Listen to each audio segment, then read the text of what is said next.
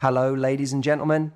Today I want to speak to the part of you that's been searching for answers, for healing, for something deeper than just surface level motivation. In a world filled with distractions, breakups, and emotional confusion, more and more people in the West are finding something powerful in a place they never expected: Islam. Not because it's trendy, but because it speaks directly to the heart. Monsieur, bau mich si do. Nu bele do. This isn't just about religion, it's about self-worth, growth, and reclaiming your identity after heartbreak. Let's talk about why Islam is the fastest growing faith in the West and how it's helping people find peace, purpose, and power.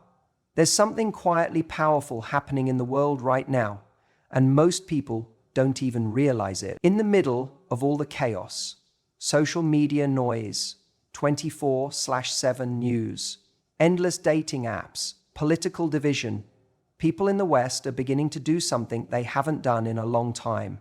They're pausing, they're reflecting, they're searching, not for the next dopamine hit, not for the next person to validate them, but for something deeper, something real. And for many, that search is leading them to Islam. Now, I want you to think about this. How often do we fill the silence in our lives with distractions? When we're heartbroken, we scroll. When we feel alone, we swipe. When we feel insecure, we post. But none of that actually brings peace. It only numbs the noise for a moment before turning up the volume again. So eventually you reach a point, maybe after a breakup, maybe after a breakdown, where you start looking for something that isn't external. You start craving an internal shift. And that's when people begin to explore faith, not as a religious label, but as a lifeline. What Islam offers, especially in a Western world that often feels hollow, is a rhythm of life that centers you. It's not about dogma, it's about design, waking up with intention, praying with focus, fasting with purpose, living with modesty, not for approval, not for show, but for That's something that resonates deeply with people who've spent years trying to be enough for everyone except themselves. When someone feels lost or betrayed or abandoned, when the person they thought they'd spend their life with suddenly isn't there anymore, it cracks something open in them. And in that raw space, there's an opportunity. Islam enters not as a loud force, but as a quiet invitation. Come back to yourself through your Creator. Come back to peace. And isn't that what we're all really looking for? Not the performance of peace, the practice of it. People in the West are beginning to see that there's a kind of dignity in faith they can't find anywhere else. Islam teaches that you don't have to chase love. You are already loved. You don't have to compete to be worthy. You were born worthy. You don't have to fear being alone, because solitude is where you meet your soul and God. That's not just religion, that's healing. That's power. That's freedom. And when someone tastes that for the first time, especially after the pain of heartbreak, it doesn't just feel like a new beginning, it feels like coming home. And when you've been through a breakup, the kind that doesn't just break your heart but breaks your sense of self, there's a strange silence that follows. At first, it's terrifying. You feel hollow, like someone reached inside you and pulled everything out. You start questioning everything. Who am I without them? What was I even doing? Was any of it real? And the scary part is, those questions don't come with immediate answers. But what if I told you that's exactly where the breakthrough starts? There's something sacred about that moment after a breakup, when you're sitting with the wreckage. It's raw, it's uncomfortable, but it's also the most honest space you've been in for years. No more pretending, no more proving. You're just there with the truth. And from that place, people begin to rebuild. Not in the old way, patching the same holes, chasing the same highs, but in a new way, in a grounded soul-first way. And that's when a lot of people start looking not for another partner, but for something higher. That's when they start discovering Islam. See, Islam meets you right in that space of brokenness and says, you are not ruined. You are being reformed. You are not abandoned. You are being realigned. It gives you a framework that doesn't just speak to your head, it speaks to your heart. Because when you feel lost, what you need isn't more distractions. You need direction, not opinions, not trends. You need truth, something that holds up in the middle of your grief. What draws people in isn't pressure or persuasion, it's resonance. After heartbreak, you start to feel how hollow it was to tie your entire worth to one human being. You feel how off balance it was to love someone else more than you respected yourself. And Islam gently shows you that your value was never supposed to be determined by someone else's ability to love you. Your value was written the moment you were created. The beauty of this faith is that it doesn't demand you have it all figured out. It honors your struggle. It honors your healing. It honors the nights you cried alone and the mornings you still got up anyway. It tells you, start from here. Start with the mess. Start with the pain. Just start. And when someone's been left feeling like they were never enough, that message hits different. It lands deep. People in the West are turning to Islam not because it makes them feel perfect, but because it makes them feel seen. It doesn't say you need to impress us. It says you belong here. And when your heart has been shattered and you find a place that doesn't ask you to perform, but simply invites you to grow, that's not just a new chapter. That's a rebirth. Self-worth is not something you find lying around one morning. It's not something someone else can hand you with a compliment or a romantic gesture. It's something you build day by day, action by action, especially when no one's watching. And for people who have been through heartbreak, especially the kind that leaves you questioning your value, that's often the hardest truth to accept. Because after you've been rejected, ghosted, betrayed, whatever the form, it leaves this voice inside your head whispering, maybe I wasn't enough. But that's where the journey can begin if you let it. And that's where Islam offers something so profoundly healing. Not a quick fix, not another dopamine hit, but discipline. Real, consistent, meaningful discipline. And here's the part most people don't talk about. Discipline is self-love. When you wake up for Fajr prayer at dawn, not because anyone is forcing you, but because you made a promise to yourself and to your Creator, that's self-respect in action. When you fast, not just from food, but from your ego, from anger, from indulgence, that's not deprivation. That's dignity. That's control. People in the West are realizing that freedom without purpose leads to emptiness. You can have all the choices in the world, but if you have no structure, no standard, you'll end up overwhelmed and unfulfilled. And after a breakup, when the chaos hits you hardest, what you crave more than anything is order. Not someone else to organize your life, but a way to reclaim your strength, your identity, your rhythm. Islam gives you that. It teaches you to rebuild, not by numbing yourself with distractions, but by showing up for yourself every single day. You don't get confidence from scrolling through quotes about healing. You get it from keeping promises to yourself, from proving to yourself that you can do hard things, that you can stay consistent, that you can be proud of the way you carry yourself when no one else is clapping for you. That's the real work. That's where the magic is. And that's why Islam resonates so deeply with people who feel like they've been shattered. Because it says you are not broken beyond repair.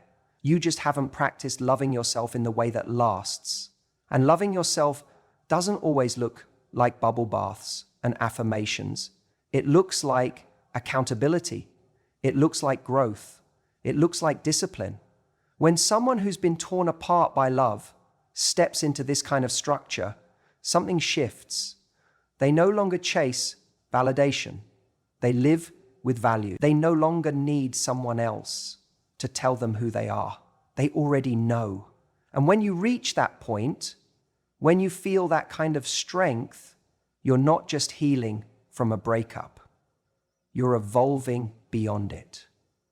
One of the most painful realizations after a breakup is that you didn't just lose a person. You lost the version of yourself that was built around them. That identity you created, the one who existed in their world, the one who lit up when they texted, who waited for their validation, that identity vanishes. And suddenly you're left asking the question most people avoid: who am I now? That question is uncomfortable, but it's also powerful, because it's in that space when everything you thought defined you has crumbled that you're finally free to build something real. And this is where so many people in the West are turning to Islam, not because they're running away from life, but because they're finally ready to live it with purpose. We live in a world that rewards distraction over depth. Your value is measured in likes, your desirability in followers, your confidence in how loud you can be. But when you hit emotional rock bottom, when your heart has been shattered and nothing feels stable, you stop caring about how things look. You start craving how things feel. You don't want to be seen anymore. You want to be understood. You don't want attention. You want alignment. Islam offers that alignment, not by telling you who to be, but by reminding you of who you already are. You're not here to beg for love. You're not here to chase relevance. You're here with purpose. And that purpose is bigger than any heartbreak, any rejection, any relationship status. It centers you in something that doesn't move when the world does. After a breakup, especially one where you feel like you lost your sense of worth, it's tempting to fill the void with another person, another thrill, another temporary high. But Islam doesn't encourage escape. It invites reflection. It says, be still, stop running. You are not incomplete. You are not missing something. You are just disconnected from your source. And when you reconnect, you stop operating from a place of lack. You start showing up from a place of strength. Purpose changes everything. It changes the way you walk, the way you talk, the way you choose who's allowed to have access to you. It stops you from shrinking to fit into places that were never meant for you. It helps you reclaim your time, your energy, your identity, not in reaction to someone else, but in devotion to something bigger. And that's why Islam is resonating with so many people right now, because it offers more than a label. It offers a life, one where you're no longer defined by who left, but by the one who never did. There's a moment after a breakup when you realize how much of yourself was tied to another person. Not just your time or your energy, but your sense of worth, your daily emotions, even your identity. It's confronting. You start to notice that you weren't just in love, you were dependent. Dependent on their mood to feel secure. Dependent on their attention to feel seen. Dependent on their presence to feel valuable. And when that person is gone, what you're left with isn't just loneliness, it's emotional withdrawal. But here's the truth that hits hard. What you thought was connection was often codependency. You made someone else your emotional home, your validation system, your source of peace. And when it all collapses, it feels like free falling. That's the moment most people start asking, where do I belong now? That's where Islam begins to speak to the heart in a way no breakup ever could. Because Islam offers not codependency, but community. A space where your value isn't tied to how one person sees you, but how your creator sees you. A space where you're not expected to be perfect, just sincere. And maybe for the first time, you find people around you who don't want to take from you, but who want to uplift you. In the West, a lot of people have grown up in hyper-individualistic cultures. You're taught to be self-sufficient, to keep your struggles private, to hustle for your worth. But when you're healing from heartbreak, that kind of isolation doesn't help. It suffocates. What you need isn't just space. You need support. You need belonging. You need people who look at your pain and say, "You're not alone. I've been there. Let's walk this together." Islamic communities, for many, become that safe haven, whether it's the Friday prayer, a Ramadan gathering, or just a simple check-in message. People begin to feel a different kind of connection, one that isn't transactional, one that isn't rooted in appearance or popularity, one that says, "You matter because you were created with purpose and you're not meant to carry your burdens alone." This is what makes the growth of Islam in the West so powerful. It's not just about theology, it's about belonging. It's about finding a spiritual family in a world that's growing more disconnected every day. It's about replacing emotional dependency with divine dependency, and loneliness with sincere companionship. And when someone who's been torn apart by love finds a place where they no longer have to beg for presence, but are simply embraced for who they are, they stop chasing the wrong rooms, they start walking into the right ones. One of the biggest lies we're told, especially after a breakup, is that we have to become perfect before we can be worthy again. Perfect body, perfect confidence, perfect glow up. And so we spend all this time trying to fix ourselves, not to heal, but to prove something to someone who's already gone. We start living for the apology we'll never get, the attention that won't return, the validation we never needed in the first place. But deep down, we still feel broken, still ashamed, still like we're not enough. That's why so many people in the West are turning to Islam, not because it asks them to be flawless, but because it gives them permission to be real. It meets you in your imperfections, not with judgment, but with guidance. It doesn't say, "Come back when you're fixed." It says, "Come as you are, and let's grow together." After heartbreak, there's this feeling like your past disqualifies you, like the mistakes you made, the way you gave too much, stayed too long, trusted too deeply, that all of it means you're now damaged goods. And Islam comes in and shatters that narrative. It says every soul is worthy, every mistake is a lesson, not a label. Every scar is a sign that you're still standing. And your Creator doesn't love you less because of what you've been through. He's the one who brought you through it. People are exhausted from trying to perform for love in relationships, in society, online. Islam doesn't want a performance. It wants sincerity. It doesn't matter what your highlight reel looks like.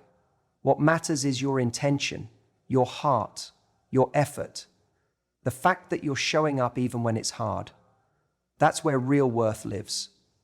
Not in being perfect, but in being present, being honest, being committed to becoming better every single day. And that's what makes it so powerful. After a breakup, when you feel the most uncertain, the most fragile, Islam doesn't offer false hope. It offers real tools: prayer to steady your heart, reflection to bring clarity, fasting to reset your discipline, community to remind you that you're not alone, and above all, a relationship with your Creator that is never based on how lovable others think you are, but on how deeply you are already loved. This is what people are hungry for. Not just answers, but meaning. Not just affection, but depth. Not just romance, but redemption. Islam gives you a place to bring all your mess, your regret, your confusion, and turn it into something beautiful. And once someone experiences that kind of acceptance, they stop chasing love that hurts and start living a life that heals